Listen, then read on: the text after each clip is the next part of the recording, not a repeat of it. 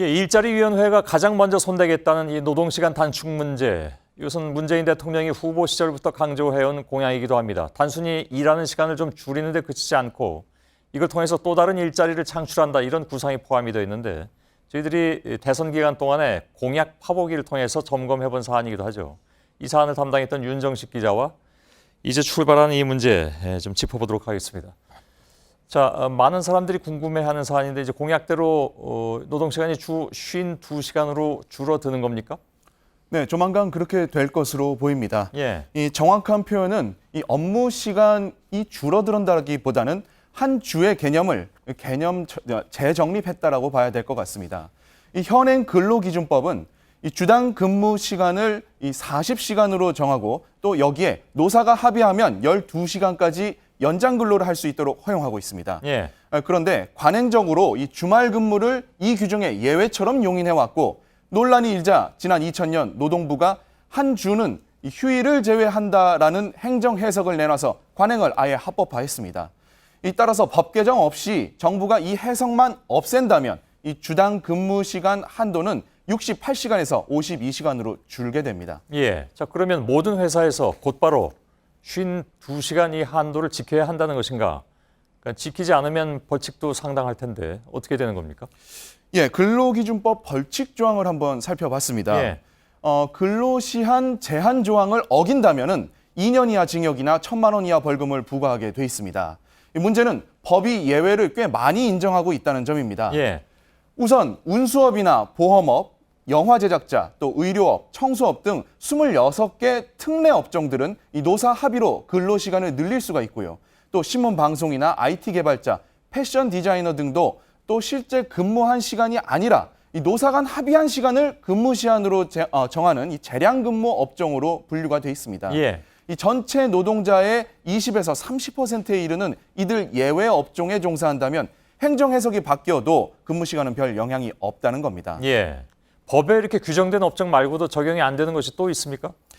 네, 기본급의 각종 수당을 일괄 적용하는 이른바 포괄임금제로 이 근로계약을 체결한다는 그런 직장들인데, 예. 이게 계약을 하면요, 이 근로시간이 단축이 된다 하더라도, 혹은 또 추가 근무를 얼마나 길게 한다 하더라도 월급은 똑같습니다. 이 전문가들은 정책 취지를 살리려 한다면 행정 해석을 바꾸는 것도 중요하지만 먼저 포괄임금제를 손봐야 한다라는 조언을 하고 있습니다. 예. 자, 예외 사항은 뭐 나중에 다시 다루기로 하고요. 당연히 이제 좋아해야 할 노동자들 가운데 반기지 않는 경우도 있다면서요? 네, 그렇습니다. 이 한 대형마트 근로자의 월급 명세서를 한번 살펴보겠습니다. 예.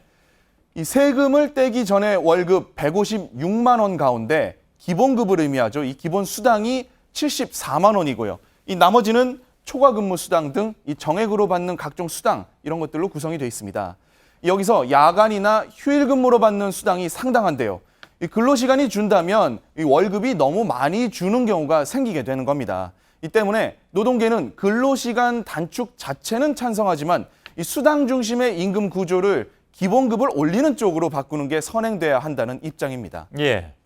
일자리위원회에서 이런 문제까지 다 다뤄서 방안을 내놓을지는 모르겠는데, 그건 뭐 좀 지켜보도록 하고요. 네.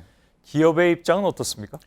지금 대놓고서 반대할 만한 분위기는 아닙니다만요. 이 속내는 일단 편치 않은 것 같습니다. 예. 비용 때문인데요. 기존 근로자의 근무 시간과 급여를 100이라고 가정을 해보겠습니다. 여기에 줄어드는 근무 시간과 줄어드는 임금만큼을 새 근로자에게 사용을 한다면 괜찮을 것으로 보이는데요. 여기에 새로 뽑는 인력에 대한 4대 보험료나 신규 교육비 등이 포함되어 있지가 않기 때문에, 또 신규 인력과 기존 인력의 생산성 차이도 결국엔 기업 입장에서는 비용이라는 겁니다. 예. 그러면 노동시간을 줄여서 그만큼 일자리를 늘린다는 것, 그런 정책의 또 다른 목적도 그렇게 낙관적이진 않을 수 있다, 이런 얘기도 가능하겠군요. 그렇습니다. 뭐 일자리를 늘린다는 거는 사실이겠지만은 그 자리를 정규직으로 채울 가능성은 거의 없고요. 그나마 중소기업은 신규 채용 자체가 어려울 수 있다는 게 기업 측의 반응입니다. 예. 일자리위원회에서 이런 난제들을 어떻게 풀어갈지, 그리고 아까 저희가 얘기했던 만일 52시간으로 되더라도 예외 업종들이 많다면 그만큼 실효성이 떨어지게 되는데, 예외 업종을 그렇다면 일자리위원회에서 줄여나갈 생각이 있는 것인지 등등은 이제 좀 출발을 한 셈이니까 좀 두고 봐야 되는 그런 상황이 될 것 같습니다. 윤정식 기자였습니다.